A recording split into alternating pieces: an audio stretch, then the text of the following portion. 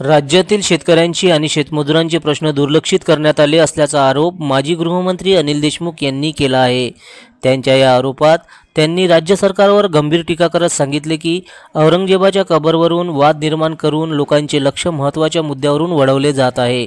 देशमुख यांनी पत्रकार परिषदेत बोलताना सांगितले, शेतकऱ्यांचे प्रश्न, शेतमजुरांचे प्रश्न आणि महिलांवर अत्याचार यासारख्या ज्वलंत मुद्द्यावर लक्ष केंद्रित करण्याऐवजी राज्य सरकारने या समस्यावरील उपाययोजना काढण्याऐवजी त्यांनी औरंगजेबाच्या कबरीवरून वाद उभा केला आहे।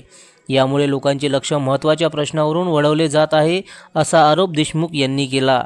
ते पुढे म्हणाले की सध्या शासकीय कापसाची खरेदी बंद आहे, सोयाबीन व संत्र्याला योग्य किंमत मिळत नाही आणि शेतकऱ्यांच्या समस्याकडे राज्य सरकारचे दुर्लक्ष होत आहे।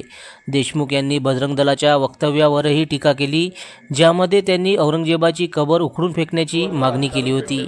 हा विचार अतिशय दुर्दैवी आहे।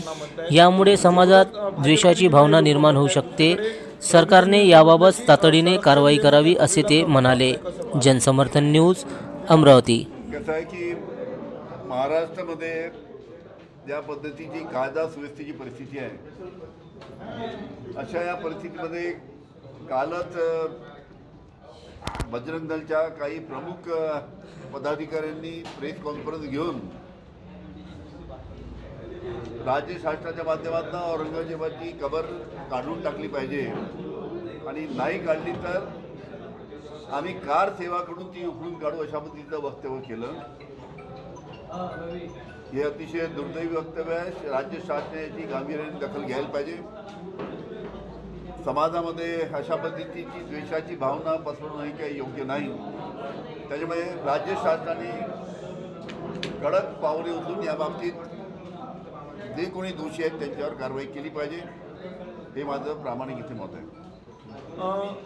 प्रदेशाध्यक्ष आहेत काँग्रेसचे सपकाळ यांनी असं म्हटलंय की औरंगजेब क्रूर शासक होता आणि फडणवीस देखील क्रूर शासक आहेत। औरंगजेबाशी तुलना केलेली आहे फडणवीसांची, सपकाळांनी, हर्षवर्धन सपकाळांनी। मी ऐकलं ते काँग्रेसचे अध्यक्ष जे बोलले ते मी ऐकलं। तुम्हाला काय वाटते नेमकं? मी अलग प्रेस कॉन्फरन्स घेऊन त्याच्यावरती बोलले। सर, राज्यात अनेक महत्त्वाचे प्रश्न असताना औरंगजेबाच्या कबरीसारखे प्रश्न जे उपस्थित केले जातात, हे राज्याच्या महत्त्वाच्या प्रश्नावर कुठेतरी लक्ष विचलित करण्याचा प्रयत्न आहे का? याचंच आम्हाला दुःख आहे की आज शेतकरी अतिशय अडचणीत आहे। कापसाला भाव नाही। CCIची खरेदी शनिवारपासून बंद करण्यात आली। आता कोणतीही शासकीय कापसाची खरेदी नाही आहे। आपल्याला माहीत असेल, आमचं जेव्हा महाविकास आघाडीचं सरकार होतं त्यावेळेस आम्ही कापसाला 13,000, 13,000, 14,000 रुपये प्रति क्विंटलपर्यंत भाव दिला होता। पण या सध्याच्या सरकारने कापसाला 7,000च्या वरती कापसाचा भाव गेला नाही। आता शनिवारपासून CCIची खरेदी बंद झाली आणि CCIची खरेदी बंद झाल्यामुळे साहजिकच परत कापसाचे भाव त्या निमित्ताने कमी होणार। त्याचा CCIची खरेदी कमी केल्यामुळे व्यापारी त्याचा फायदा घेणार। त्याच्यामुळे कापसाला भाव नाही, सोयाबीनला भाव नाही। आपल्या जिल्ह्यात संत्रा, मोसंबी फार मोठ्या प्रमाणात होते। काय परिस्थिती आपल्याला कल्पना आहे। कांद्याची परिस्थिती पहा, धानाची परिस्थिती पहा। त्यामुळे जे शेतकऱ्यांचे जे प्रश्न आहेत त्या प्रश्नाकडे राज्य शासनाचं लक्ष नाही।